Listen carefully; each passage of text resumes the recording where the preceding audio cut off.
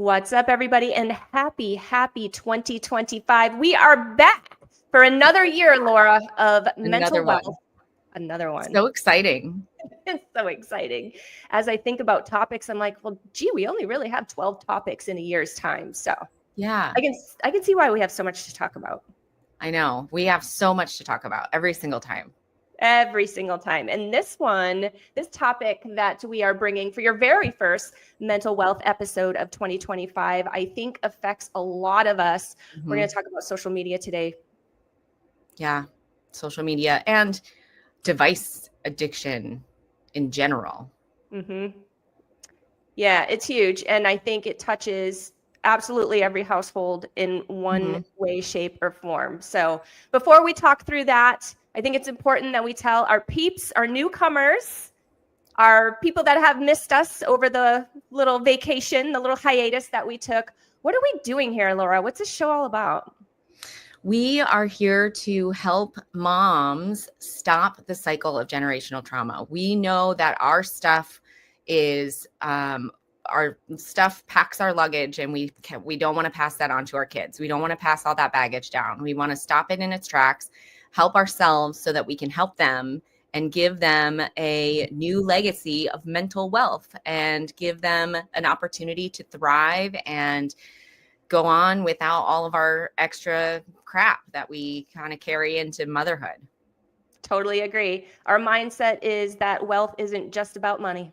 Not at all. It's so important to it's so important to take care of ourselves. And we always talk about our oxygen mask, right? Like put your oxygen mask on first. But honestly, when I'm working with kids in my practice, I see it all the time. The more we can help parents and the more open parents are to learning how to regulate their own stuff and their own nervous system, the better off their kids' outcomes are. Like I always say, it's not always our fault, but we're always the solution. 100%, because those kids become adults, and adults with the inability or the struggle of getting a handle on their emotions and being able to deal with certain situations with those, those tools are very important, I guess is what I'm trying to say, because if we don't learn them early on, then we're pulling that into our adult life where, kids have things that they need to deal with, but adults are, responsible for their own lives and often other people's. And so having that ability to emotionally regulate, I know in my life has been extremely valuable. Mine too. It's our responsibility as adults to take care of our mental health. It's a responsibility. It's an obligation. We're accountable for that. And so it's important that we give some tools and give some support to all these moms who are trying their best and trying to figure it out and trying to stop these cycles. Totally agree. So let's dive right into today's topic. Again, we're going to talk about social media. And if you guys have followed us for a while, then oftentimes we will pull an anonymous post. We don't share whose name it is that made these posts. And oftentimes it's from the Mom Nation Arizona group on Facebook. Sometimes it's through, throughout different moms groups that we are a part of. And today happens to be an anonymous post, of course. And this one is not in the Mom Nation Arizona group, but it really caught my eye because I know, like I said in the beginning of the show, a lot of people are dealing with this since the whole social media thing came. I'm trying to think of the year that was. And I'm like, when was the first year that we really started with social media? I'm thinking MySpace days. That had to have been early 2000s, right? It had to be early 2000s. I think 2008 is when it really became like more mainstream, like 2008, 2009, where we kind of got into like the Facebook and the Instagram. And, I could look it up. I think Instagram came out in 2008. Yeah. Now that makes a lot of sense. And I remember the transition from, oh, what is this? Cool. Okay. I get to see a few of my friends' pictures, whatever, to it becoming a source of news, to it becoming a source of resources such as what we provide that is provided on social media as well. So it definitely grew into a lot more than what it was when it first hit the streets, as things like this often do, as technology does. But with that becomes more responsibility, right? I mean, we have more things that we have to deal with that growth in technology and moving toward such instant communication, I think is really a big deal too, because when we're talking about emotional regulation, sometimes our instant reaction isn't necessarily the best one, right? Mm-hmm. That's fair. In terms of, making a win-win situation out of it. And sometimes we can be really quick, myself included, I've done it too, to kind of bring that to the public eye through social media. And I know that has caused some issues for, people that I know and love, and I'm sure is not uncommon out there in the wild. Yeah, I think sometimes we just are quick to react and we fire something off and then we regret it. Or, the thing is, this stuff follows us forever and ever and ever. It never goes away. And anyone can even if we think we're in a private group, like anyone can screenshot that and send it out and kind of show our not so finest moments to the world, which can be a little stressful. And, it doesn't always leave us feeling proud. Yeah, absolutely. So a blessing and a curse, right? Yeah, I don't think social media is inherently bad, right? Like, it's not like, oh, all social is just bad. No, it's not. Social media is fine, but we have to think about and be mindful of, like, how are we using social media, and like, how are we incorporating this into our lives, and what kind of decisions are we making about how we interact with our social media platforms. Absolutely. And I have so much to say and ask about that. So I'm excited to dive into it. Before we do, I'm going to bring up the post and I'm going to read it for those that are just on the podcast version. And so you're only listening versus watching the video. If you care to watch the video over on YouTube, at Mom Nation USA is our handle. Okay, I'm back. And here's the anonymous post. This just came out last month. I know I have a phone addiction, and it's mostly scrolling social media over and over. I need some help with leaving my phone on the counter while my kids are awake, but again, I can't go long without picking it back up. I'm afraid I'm going to miss out on something like on Insta or Facebook, so I can't get myself to delete it. And I do get some good updates on kids, school, neighborhood activities through social media. Any tips? I have Insta, Facebook, TikTok, and I swap in between. This one's so tough. And I love how she says, I'm trying to put it on the counter while my kids are awake. Like, I recognize that I want to be present with my kids. I want to be in the moment with them and not like just staring at my screen while I'm with my kids. So like, I love that, right? Like, she knows that she wants to be able to be more engaged because it's keeping her from being in the present. Like, I think that's really an important aspect of this, like, because that's one of the things that I would say first is, what are some of the problems with like being on your phone all the time is that it does take you out of the present. It takes you out of the moment and it keeps you from really engaging and connecting. Absolutely. And myself, I feel that like to my core, really personally, and it's kind of the catalyst of a lot of mom guilt that I carry as well. So for example, even if my kiddo's sitting next to me on the couch and is watching a TV show or is playing Minecraft, he kind of still chit chats with me a little bit while he's playing Minecraft. It's not like he's really engaged in a conversation or needing to respond to somebody or getting heated because he saw a comment that he didn't like or that triggered him in some way, right? So it's just like Minecraft stuff. So we talk. But I find that when I'm on social, it's easy for me to kind of get sucked into that and almost forget what's going on around me. And I feel really disconnected from my kid in those times. And that just, not so much while it's happening am I feeling the guilt, but later on, as I'm reflecting back on our day and our time together and that kind of thing, the things we think about at night while we're laying there staring at the ceiling at midnight, that's when the guilt just comes flooding in. And I'm like, okay, tomorrow we'll do better, but tomorrow we don't do better. And it's just this cycle. It is a cycle. It's really tough. And, she mentioned in the post about like wanting to delete the apps. And I think that's hard. Like, we can't just delete them from our lives. Like, we do use them for connection in some ways, and we do use them in moderation in a healthy way sometimes. It's not an all or nothing solution. I think that's really important to know, right off the bat. Like, this is not an all or nothing thing. Yeah.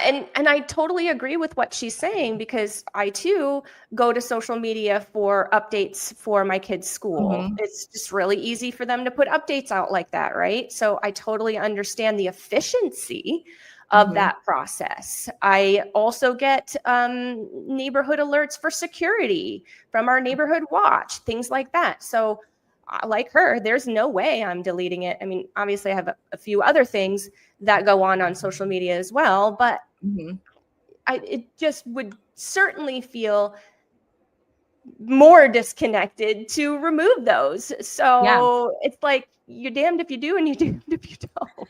Yeah, for sure. I think one piece of advice that I can think of right off the bat is like to take time out and like schedule time for using social media, like schedule time for using Facebook for updates or Instagram for updates or whatever, and schedule time to carve out of your day where you're taking like a social media break. It's like watching a show, right? Like, I'm going to get on here right now and I'm going to do this thing for an hour or whatever. And I don't have to do that all day, every day. It's almost like, when you're working so much, like carving out times to check your emails, like I remember when I first started working in a corporate office, and it was like, you're on 24/7, like people are going to try to get a hold of you no matter what time of day it is. And so you have to say like, I don't check my email between 8 and 9 because I'm feeding my kids breakfast. And at 9 a.m., I can check my email and I can do 15 minutes of social media, right? Like I can, at 9 a.m., I can take that 15 minutes and do that while the kids, are getting their shoes on, or maybe they just got on the bus or whatever, and so I have a couple minutes, like, carving out that time to actually say like, this is when I'm going to use it. And this is when I'm going to be on there. It makes me know, like, I'm not going to miss anything, because I know that I can get on at any, this in a short amount of time. And then it tells me that I'm prioritizing the things that I'm prioritizing. So I'm like making a conscious, mindful choice, right? I'm not just like mindless scrolling. That's kind of where we get ourselves in trouble. Yeah. Yeah. I totally agree with that. Let's talk about mindless scrolling. Yeah. I mean, I think we all know that addiction isn't just substances, right?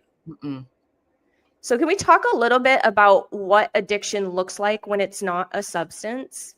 Yeah. Why we have that addiction, what it does to our brains?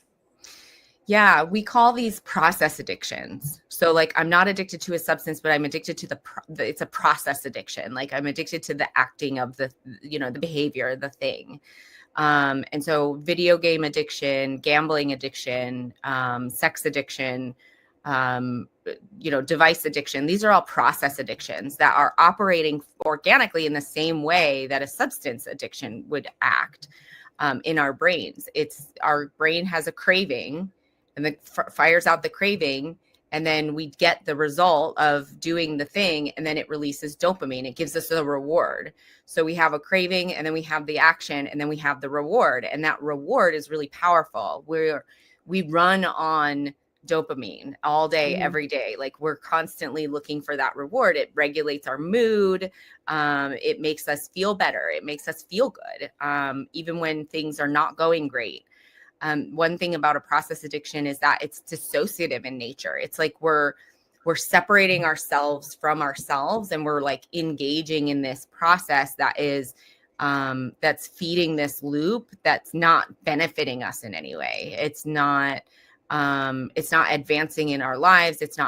We're not engaged. We're not checked in with ourselves. We're disconnected from ourselves. We might not be aware of our body feelings in those moments. Like, we're separating ourselves from our bodies by, like, if I'm on my phone, I might forget to eat, or like not recognize that it's, that I've been sitting here for, I mean, how many of us have been able to just sit for like hours at a time and then be like, where did the time just go? Like, how did it just become 8 o'clock at night? Yeah. And I've been sitting here and doing nothing. Like, that time loss is dissociative in nature. It's almost like we have this amnesia for what just happened. We don't know what's going on in our own lives. Mm-hmm. I've felt that before, where I'm like, whoa, where did I just go for X amount of time? And like, what happened in my life while I was gone? I felt exactly. like that. Like, you don't know what you missed. Right. But we're so worried about missing out on something online that we're really missing out on things that are happening in real life. Yeah.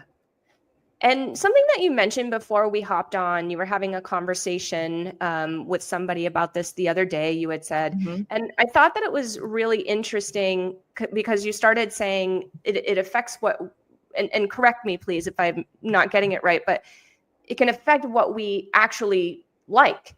Yeah, it changes how we relate to ourselves, right? So when we're in this phone world, we're not connected to ourselves. We're not connected to our values. We're not connected to our strengths. We're not connected to our own self and our life. We're connected to like what's going on in this pretend world out there that doesn't really have anything to do with reality. It doesn't have anything to do with what's going on in the room. And it can affect like how well we know ourselves and like what we know about ourselves. So some like you might find that like you don't even know what you like anymore, or you don't know what you're interested in. Like, you might lose interest in other things that aren't on the phone and just be thinking about all the things that you're seeing and what you wish you had, or what you wish you knew, or what you wish you were doing, and like feeling like you're not in a happy space in your own life, and really like forget what you stand for, forget who you are, forget what you care about. Yeah, that makes a lot of sense. And I know this has been a topic that has been trending for quite some time, but I feel like it also distorts our own view of ourselves because we're watching edited, filtered videos. We're looking at edited, filtered photos. Nowadays, I don't even know if it's a real person or not because AI is so crazy amazing. But I don't know what I'm trying to say here. Maybe you can extract it, but it's like you said, it's like not real, and that has to affect us. Right. It's like, it's not where our reality testing is flawed. Like, in order to stay grounded and present, you have to recognize the present reality around you. And when you're on social media, like you said, with like AI and with filters and with all of these different ways to change reality and to augment reality and to create an artificial reality, it leaves us sort of wondering like what's real and what's not real. And that's actually called derealization. Like, that's a form of dissociation. It's a dissociative process that happens when we kind of lose ourselves and we're no longer grounded in present reality. And it creates that for us almost. It's like we're doing it on purpose. And do you feel like it could also create some unachievable goals or unrealistic goals? Oh, I think so, for sure. I mean, I remember, so I don't use filters or anything like that. I don't know how to do anything. Like, full disclosure, like, I'm not a social savvy person. I don't know how to do it. But I remember like the first time I saw like a filter on TikTok or whatever, and I put it on my face and I was like, oh my gosh, like, I wish I looked like this in real life. Like, I want to just like look like this. I don't look. Yeah. And then, so now I'm like, I don't look the way that I want to look. I'm now like kind of down on what my actual self is. And I'm like maybe feeling insecure or feeling like I'm not good enough or like less than, like this pretend thing that like doesn't even exist in the actual world. Like Right. it's not even real. What am I talking about? Like so it shapes our entire view of what's possible and what should be possible and what's achievable and what's good about ourselves and what's good about the world that we live in. And then it shapes it into this thing that like is impossible to uphold and is impossible to achieve, and then also right now on social media, it's not just real people doing real people stuff. It's influencers who are paid to access these really cool, fun experiences and like share them, right? Mm-hmm.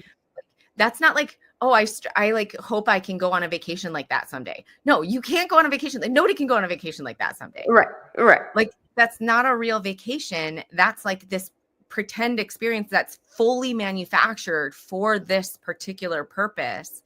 It's not like, I'm just going to go book a trip and have it be this, Instagram worthy trip. Mm-hmm. I think even the things that we're seeing on there are manufactured for the purpose of the social media platform that it's being shown. It's not actually somebody doing a real thing in real life. Yeah. Yeah. And that I can't imagine doesn't have a negative impact on our confidence, on our ability to truly believe in ourselves. And for me, that is really giant. My confidence level is a huge piece to my happiness, really. And when I'm feeling underconfident, then I'm not as happy. That's right. That makes perfect sense. When we're questioning our confidence or when our confidence is diminished, it becomes really hard to feel satisfied with ourselves. We don't feel content anymore. We feel like we're suffering, or we feel like we're less than, or we feel like we're not where we need to be in our life. And we feel like we need to make all these changes and we want to have these things that are unattainable, or that, it makes us feel bad for what we actually have. Yeah. Yeah. And maybe make you feel like you're doing something wrong because these influencers that don't seem to have a real job, are out there having these million dollar vacations that are just impossible to duplicate. Right. Yeah. And, it makes us kind of think about our lives as something that's not quite like, it's not what we want it to be. It's not what it could be. It's not like it's best. Like, and then seeing like other people doing fun things. Like this kind of occurs to me with kids, but adults too.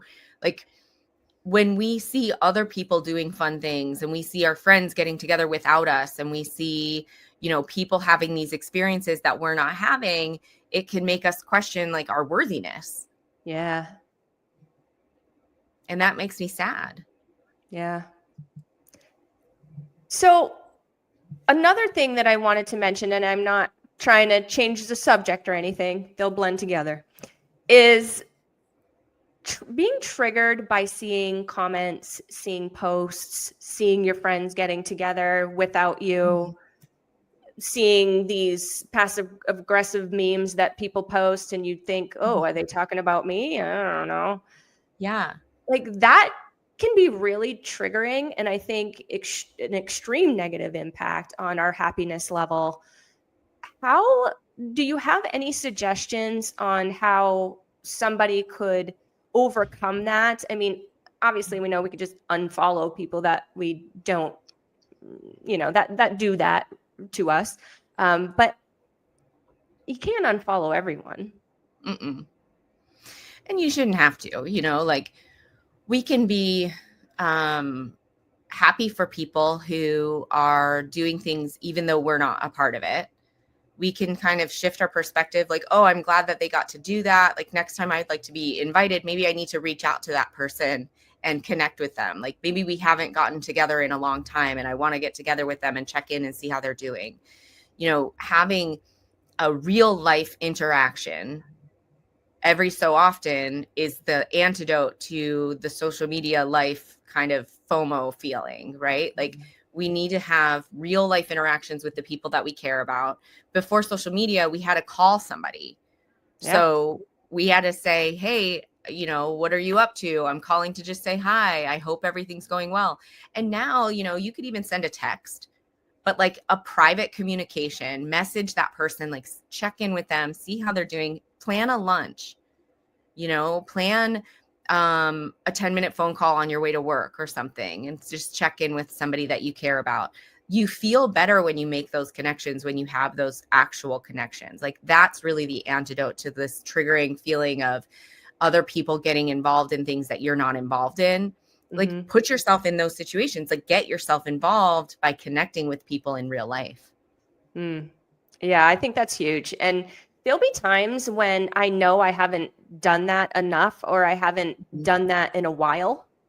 And I've just kind of relied on connecting through the internet and, not even voice, like not even voice to voice contact. And then, like, for example, I actually took 2 hours to myself, Laura. I went out last night with my, I know. I went out with my little neighborhood girl gang, we call ourselves. And we played bunco. That sounds so fun. Super fun, super simple, literally like a street away from, where I live. So you don't really have to work too hard to get anywhere, or, no travel time.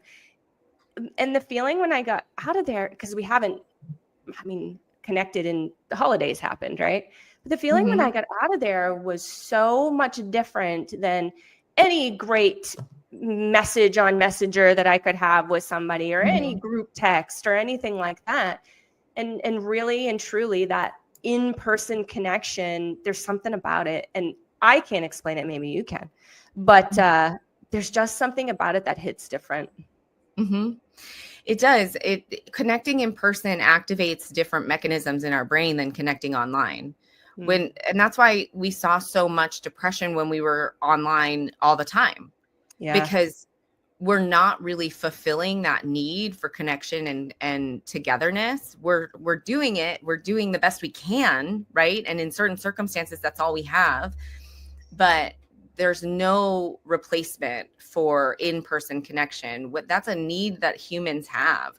If we didn't have that, we would all be dead. There would be no more humans if there was no in-person connection. And so it's a life, other than obvious reasons, right? It's a life force. It's a life force. We have to have that. And so our bodies and our brains crave that attachment, and we have to have it. So when we deprive ourselves of that for too long, we can start to feel unsatisfied with our lives. We can start to feel diminished. We can, like, our light kind of goes out a little bit. And we feel so much more fulfilled when we make that connection and actually have like an in-person, like a coffee or a lunch or a bunco or whatever. Even a phone call now is better than, or a FaceTime is better than, just posting or commenting or something like that. 100%. Am I too woo-woo to say that it's like an energy thing? It is an energy thing. I don't think that's too woo-woo. Maybe too woo-woo for some, but not for me. Good. We feed off of each other. We have mirror neurons that are going to connect with one another. And we have this sense of it's an interpersonal, there's an interpersonal energy that happens when we connect with each other that doesn't happen when we don't. And that interpersonal connection is activated when we're in real life, in real time, live, and going back and forth. Like, that's very, very different than something online. And then there's also the opportunity, of course, depending on who you are, I'm not going into gross territory here, okay, guys, but there's the opportunity for physical touch, right? Like when you and I see each other, we give each other a great big hug. Yes, absolutely. And that's nourishing. That's it's nourishing to our bodies and to our minds and to our spirits. It's nourishing to have a hug, to connect physically with somebody else. I am such a hugger. And not to get off track, but sometimes I'll be a hugger around people who are non-huggers. Oh, And I'm like, oh, sorry. it's okay. Most of the time, non-huggers will just be like, they'll Yeah. be all stiff and kind of a little hug back. They won't. Yeah. They'll allow it most of the time. Most of the time. I have been in some situations where I'm like, ooh, awkward. Sorry, Yeah. I'm a hugger. Like, That's I feel like I need a name tag. I'm a hugger. You're going to get a hug. Right? Sorry. Free hugs coming from Katie all the time. Yeah, exactly. Just call me. I've got you. One thing that I wanted to kind of shift over to, and I feel like this goes along with the dopamine release, but I would love for you to dissect it a bit. What happens in our minds, in our hearts and minds, when we're going back and forth on a post, and perhaps we're going back and forth with an opposing party that maybe doesn't think like we do, and it starts to get a bit heated? What is that attraction to continuing that? I think that's about power. So that's a power trip. That's making me I feel self-righteous. I feel powerful by like saying my piece. I feel like I can be heard. I feel like I'm important. I feel I'm getting something out of that. I'm getting power out of that interaction. And I like that feeling. I like the way it feels to hurt another person so that I can feel better about myself. I like the way it feels that I can, say what I want to say and get the last word. And, it's this vindication or validation when we often feel powerless in our own lives. Like we feel like maybe people don't listen to us. Maybe people don't hear us. People don't respect us. It's a way to sort of make up for that. It blows my mind a little bit to see some of these things. And I know everybody's different and they come from different places, different spaces, and they're in different parts of their journey of healing from those things or not. But it just blows my mind to see some of these back and forths, and they're complete strangers. Mm-hmm. And they're calling things out on each other that they would not even really know because they don't even know this person, whatever it is. You've seen these conversations before. And I'm like, wow, you're getting really, and I know people who get really worked up over, conversing with complete strangers in that way. And I just am like, I don't get it. I don't get it. I think it's hard. To me, I couldn't do it because it's just too much energy. I don't have the energy for that. It's stressful. But some people have the energy for that. And that's where they want to put their energy and time, because it's also like a process addiction too. It's like the getting out of myself and getting into this argument. It takes me away. It distracts from whatever's going wrong in my own life. It takes away from whatever I'm avoiding. It's an avoidance strategy. It's a way for me to, feel, like I said before, like feel powerful and important when maybe in my own life, I'm not feeling good. I'm not feeling my best. I'm not feeling fulfilled. Maybe I'm disappointed in my relationships, or I'm disappointed in myself or my job or something like that. This gives me something to get out of that. It takes me away from the perils of my own life and puts me in a position where I can say what I want to say and nobody can get me. And I can, I have, it's just this, the need for like validation and to unleash and like let go of all of your like maybe let out your anger, or let go of your having to use all your energy to not say those things at work. Maybe you feel stifled and you have to hold your tongue and you can't say what you want to say to your boss. Like this gives me like an outlet for that.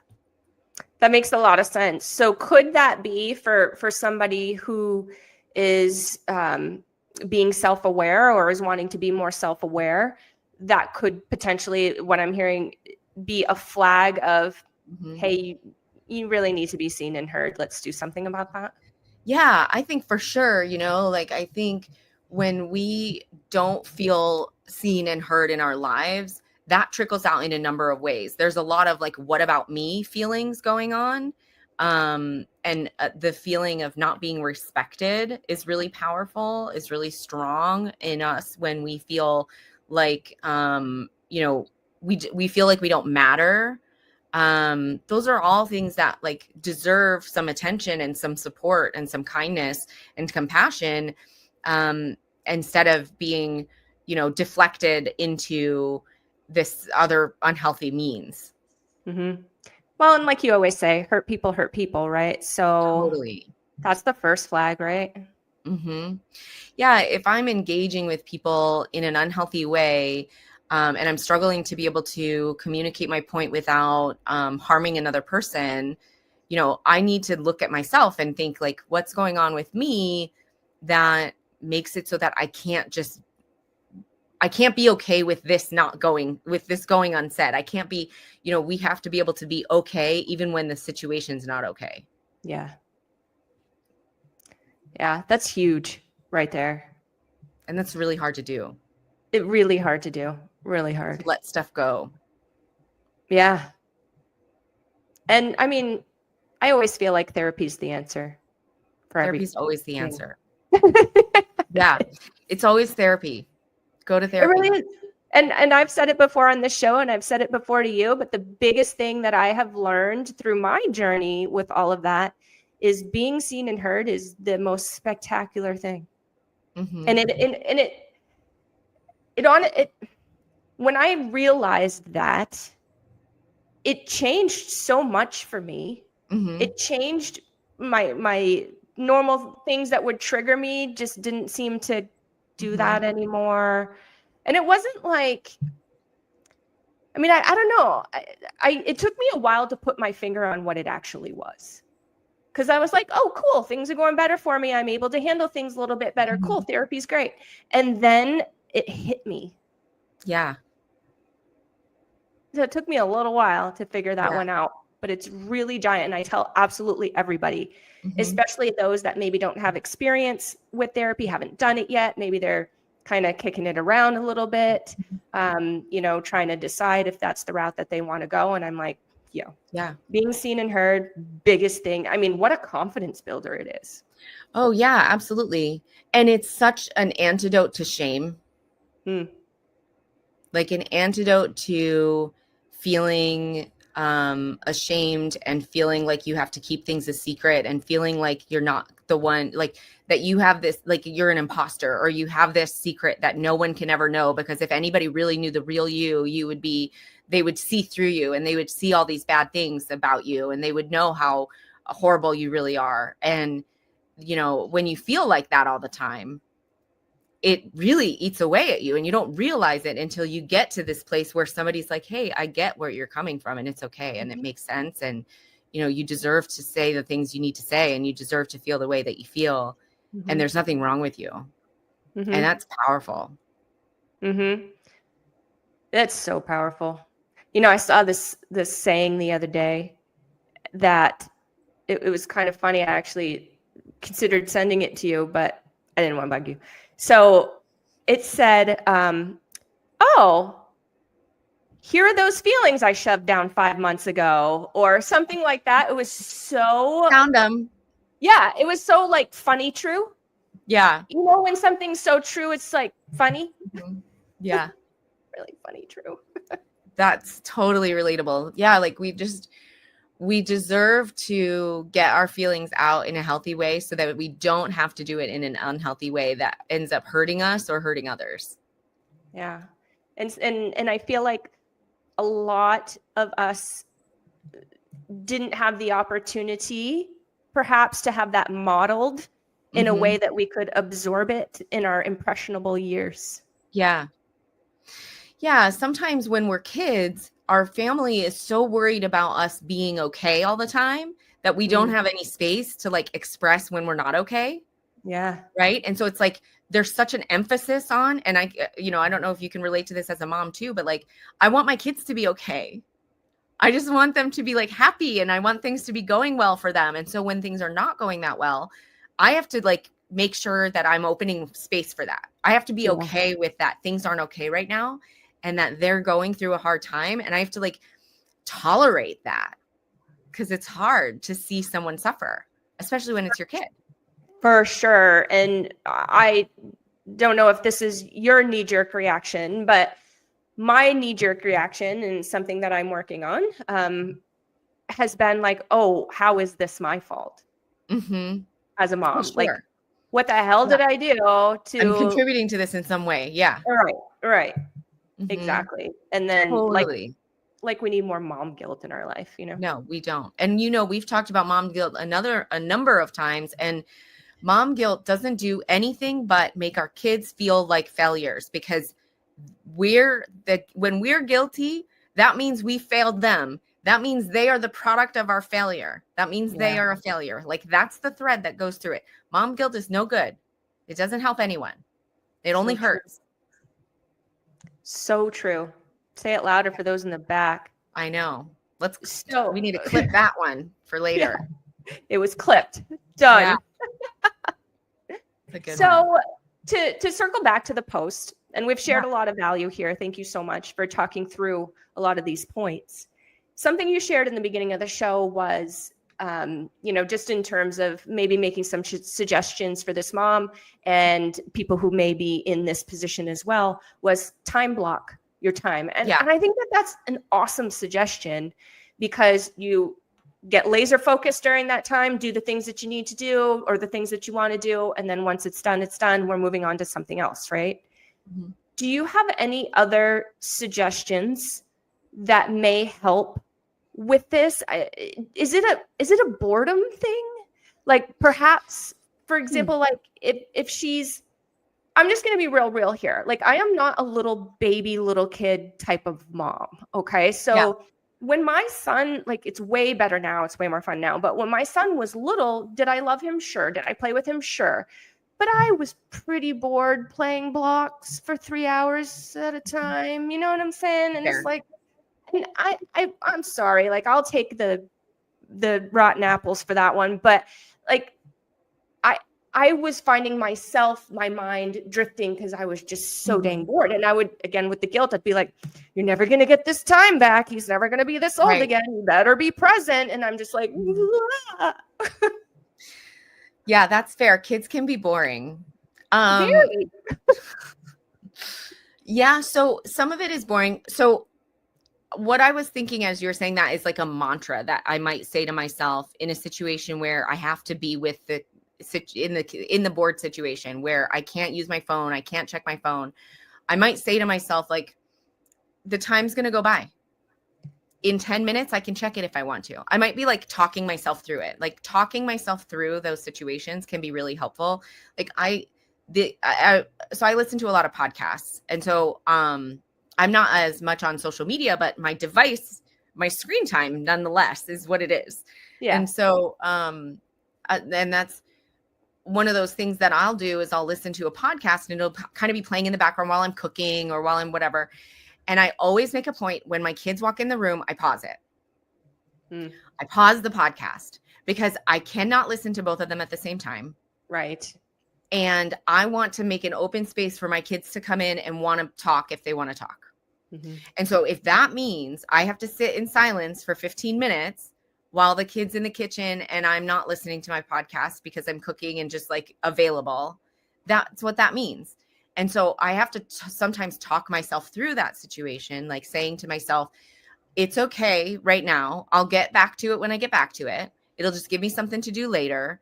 You know, like I might be talking myself through it, and that's okay. Like those are grounding skills. I'm grounding myself while I'm, noticing that I can think of something to talk about with the kid. I can, engage with them. I can offer to them to help me cook, or I can, say, how's your day? Or I can, tell a funny joke, or I can mention something that happened in my day. Like, oh, I saw the dog flip over the, couch arm earlier and it was hilarious. Right. Like I can try to engage them in some way when I'm not listening to my podcast. And like, I'm not going to die if I don't listen to this right now. I'm not going to die if I pause the scroll for a minute. I'm not going to die if I set aside Candy Crush for another 10 minutes. And, I'll get back to that level when I get back to that level. Like, it is what it is. Right. So just talk yourself through those hard times. Let that be true, that it's hard. Yeah. Yeah. I think that's a great point. And sometimes, so apparently I just guilt myself all the time, Laura, because I was just going to say, when I'm feeling like that, or so my kid is going to be 11 years old and it's getting more and more fun. And, you know, the older that he gets and the conversations that we have and that sort of thing. But still once in a while, I get the, Mom, I had this dream and then this happened and then blah and blah. And it's like a 10-minute long dream that I'm not even connected. And my mind is just gone. I don't even know, you know? And so I find guilt pops up in those moments as well. And what I'm hearing from you is, it's okay. That's okay that your mind just wandered. You can just bring it back when you notice. Bring it back when you notice. That's it. That's mindfulness. Bring it back when you notice. Yeah, I'm going to try that one today. Yeah. Because when I pick him up from school, I'm sure there's going to be a conversation about everything that happened at school today, which I love. But sometimes, you know how kids tell stories. And, you know, and this and this, and he says all the names of like all these kids I don't even know. And I get lost in it sometimes.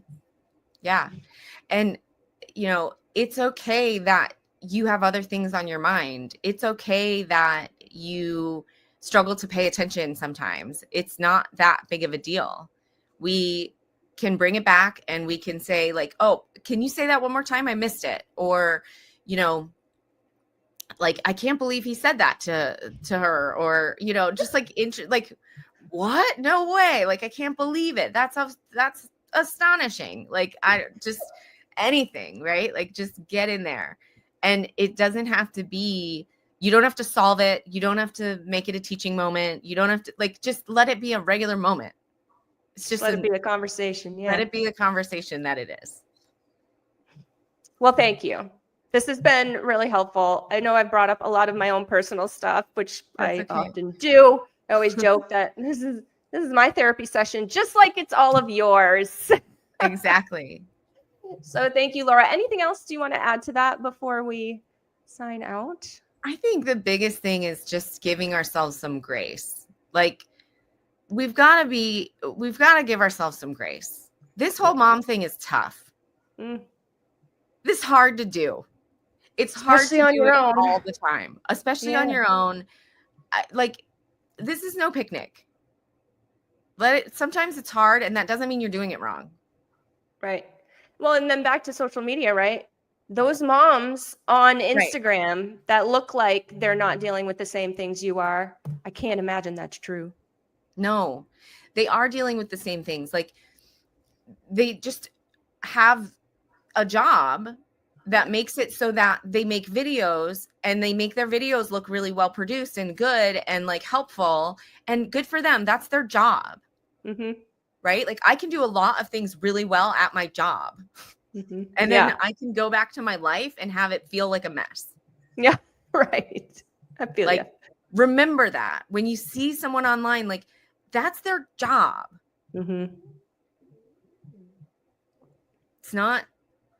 That's not their life. Makes a lot of sense. I think it's hard to keep that in mind, especially, you know, like we talked about in the meat and potatoes of the show. I think that it's hard to separate that from reality. It is. It can be. We have to do it on purpose. We have to remind ourselves, and we have to tell ourselves out loud, like, that's not real life. This is real life. Right. You know, like, and real life is messy. And I think we need to be okay with that. There was a really long time when I wasn't. Yeah. We have to be okay. That's really stressful. That just like adds another layer. You know, or pretending that it's not messy and hiding the mess that it is. You know. Yeah, I mean, we could have a whole episode on perfectionism. I was just gonna say that. Like, I wasn't gonna use that word, but that's a really good word. Yeah. It's one of those things. Yeah, agreed. All right.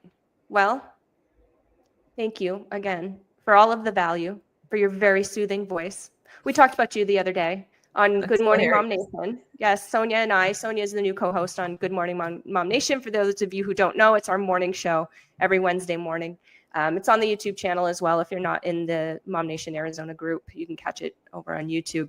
But we were chatting about you because I wanted to mention that we have this podcast upcoming because, of course, we took December off. And so everybody was missing us. And Sonia, she's so cute. She's like, oh, I love Laura so much. Her voice is just so soothing. And it is. That's so funny to me. It is, though. That's hilarious.